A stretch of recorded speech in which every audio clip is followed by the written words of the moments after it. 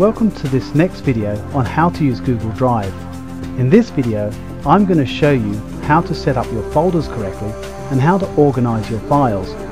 This becomes especially important for over time you're going to end up with many files, especially from students, and if they're not organized correctly, it's going to become very hard to find them.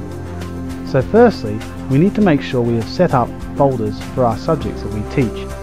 So for this demonstration, I'm going to make sure my drive is in red, and I'm going to click create, and then I'm going to choose folder, and I'm going to call this one music.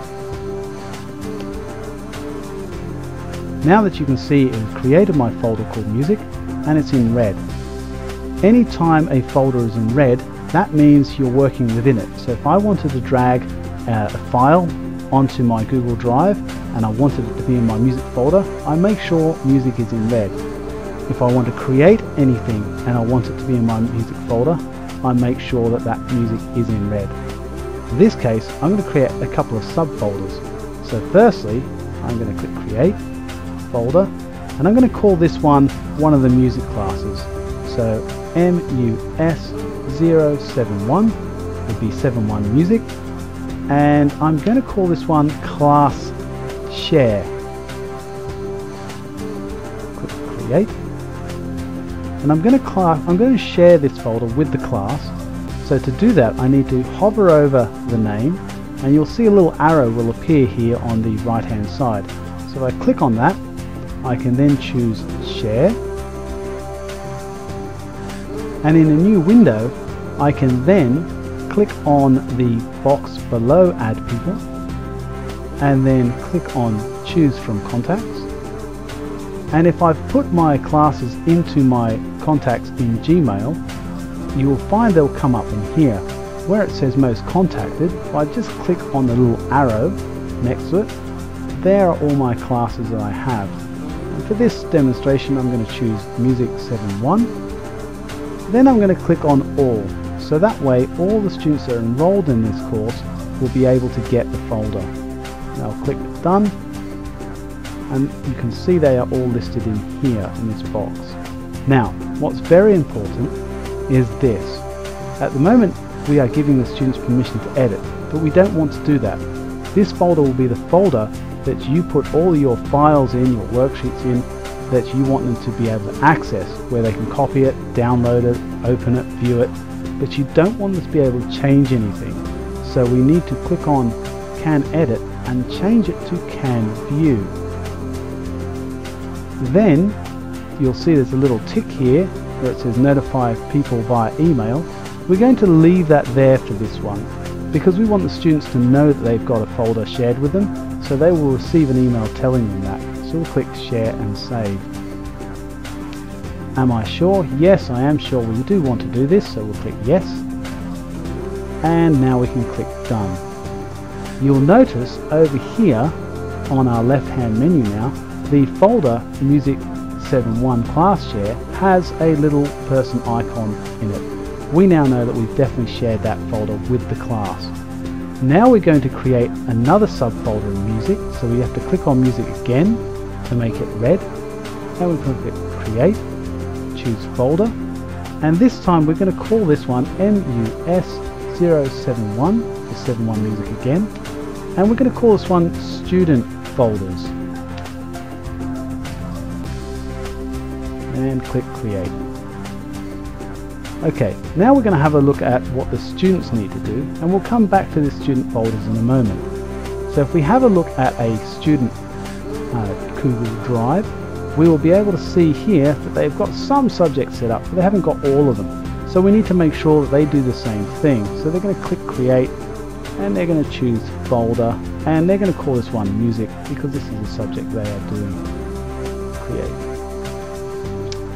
Now, hopefully, if everything's worked well, if the student clicks on shared with me, they should see this folder that you've shared with them. There it is there.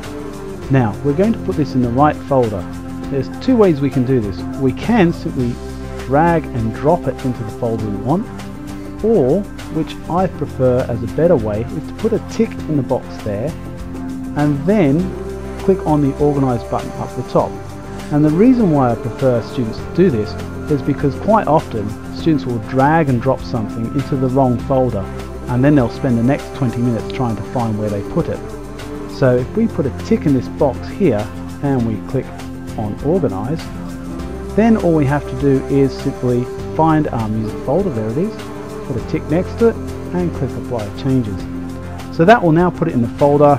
It's fairly foolproof and there's less chance of them doing something wrong. If we click on Music, you can see there it is. Now, the students need to set up a folder that they're going to share with you. So again, they need to have their subject in red and they need to click Create Folder. And in this case, they're going to call this one MUS071 and they're going to put their first and last name. So that way, when they share it with you, you will know whose folder this is. And just like before, put the mouse over the top of the name and click on the little arrow and then choose Share. Now, in the box underneath Add People, they will click on it and they will put the email address of their teacher in.